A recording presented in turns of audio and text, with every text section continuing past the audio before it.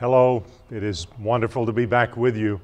You know, every Sunday when you walk through the front doors of this church, I know a few folks come in the side, but when you walk in, if you look to your left just before you go through the doors into the foyer, you'll see this beautiful plaque that is in honor of Fred and Joan Howes, the co-founders of our church. And I mention that for a couple of reasons. One, as thanks to them, but also because the inspiration for the talk title this week is I Lift Up Mine Eyes Unto the Hills. It comes from Psalms 121.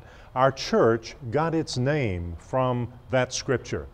And this week is about, yes, what happens at Unity Church of the Hills, Holy Week with Good Friday service a week from Friday and of course Easter Sunday, but it's also about your journey and mine and our willingness to lift up our eyes away from the difficulties that we see all around us in our worlds to the strength of God that's always here for us. Come be with us. We're going to have a beautiful Holy Week. God bless.